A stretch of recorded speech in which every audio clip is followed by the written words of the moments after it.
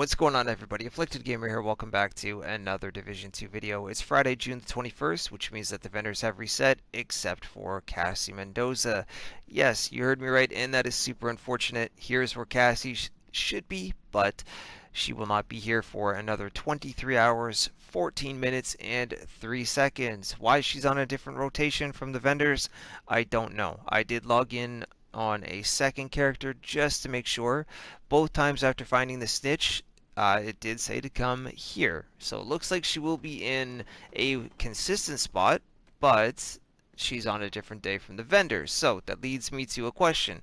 Do you guys still want the vendor reset, or would you just want Cassie and everything all together on Sundays? You guys are going to have to let me know what you want down in the comments section. I don't like that they've broken the two of these up. It was quite nice to have them all in the same video. So, anyways, other than that, for those of you that still have a hard time finding the snitch, real quick, outside of the 1040 safe house is usually where I find him. But if you don't see him to your immediate left before crossing the street to go to the Jefferson Trade Center, there are two back alleys, one to the left and one to the right of Jefferson. And I actually found him in both of those spots between my two characters. So, and they both led me to here. So that's just a quick little tip on finding him. So anyways, I'm going to go ahead and leave you with the rest of the vendor reset, especially if nothing else, there is an item at the White House that I think a lot of people will want, especially for its talent, because gear score is not up to 500 yet in the vendors. So anyways, guys, I'm going to leave you with the rest of the video. Let me know what you want in terms of, you know, keeping Cassie as now a separate video, or keeping these two together but putting out the vendor resets on a Sunday, which, yeah, not too thrilled about this, or Saturday night, Sunday morning, whatever.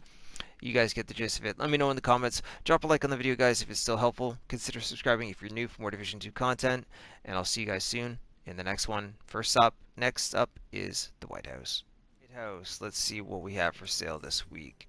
So we've got a Raldi holding spec, cooldown reduction, tech support, and damage to elites. Providence defense mask with hazard protection, skill power, and restorative, 10% health on kill. A Raldi Holdings holster with 19% cooldown reduction and capacitive. Finally, a Black Market M60E6 with unhinged, extra, and protected reload. For those of you that have been wanting unhinged on your weapons, grab a bunch of these right now. If this was gear score 500, that would be a perfect item. Alright, so anyways, let's move on over to the blueprints vendor. For those of you that are going to mention the clan vendor, again, there is no point in showing you guys what you cannot buy yourselves. Every clan vendor sells different items. Alright, so M16 replica, pulse mod, chem launcher mod, shield mod, and then the same thing for the superiors. And I did buy all of the blues because, well, it costs much less to craft them, and the requirements to unlock them for your skills is much lower than superior and high end. So that is everything at the White House. Okay, over at the theater settlement, we have a couple of superior items. Badger Tough Mask with 5.5% health, 15% hazard protection, and 151 skill power. We have a drone mod, Seeker Mine mod, and that is it. Moving on over to the castle. No, I did say the other location down here. The castle, sorry. Anyways, over at the campus, there is not a whole lot for sale. Petrov defense chest piece with 172 skill power, 16,000 armor, 11,000 health, 5.5% weapon damage, and knee pads with 10,000 armor and destructive. On top of that, we have a drone mod, hive mod, seeker mine mod. Now, moving on to the dark zones. Okay, up at DZ West main entrance, there's a few items for sale here. Wyvern wear knee pads with 176 skill power along with damage to elites. Douglas and Harding mask with 33% damage to elites, 172 skill power, and self-adjusting. Finally, AUG A3 Para XS with vindictive, extra, and in rhythm.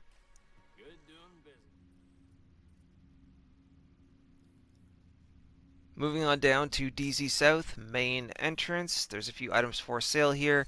I'm just showing everybody everything this time because I got quite a few comments last week saying, well, you left a couple things out. Honestly, in my opinion, they were terrible items, but to be fair, here's everything this week. 511 tactical holster with 7.5% headshot damage, over 9,000 armor, 675 skill power, not a bad chunk there, and capacitive. We have a Petrov defense backpack with cooldown reduction, crit chance, health, skill power. Talents, we've got skilled and insulated. Alps Summit backpack with 581 skill power, 3.5% crit hit damage, skilled and self-adjusting.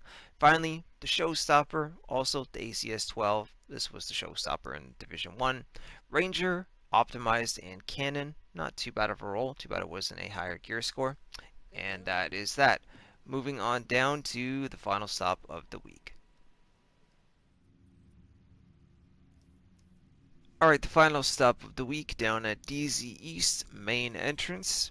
We've got a couple of items for sale here. Sokolov Concern vest with 3% headshot damage, 5% weapon damage, over 15,000 health, over 12,000 armor with Bloodsucker and a offensive mod slot. Finally, we have an enhanced AUG A3P with Optimus, Jazz Hands, and Zen. So, not the greatest week in the division, other than I would say definitely grab the LMG at the White House with Unhinged on it. Grab a few, considering right now the best weapon to use for the most part in most situations with things like the raid or challenging missions, heroic missions, is LMGs. Unhinged is a fantastic talent, so if you haven't tried it, I absolutely recommend it. Pick a bunch up and put them in your stash so that you can reroll them on your Gear Score 500 LMGs. Anyways, guys, that is it for me. Again, hopefully the video was helpful. Drop a like on it. If so, consider subscribing to the channel if you're new for more Division 2 content. Don't forget to follow me over on Twitter at AfflictedGamer, and I'll see you very soon in the next video or in the next live stream.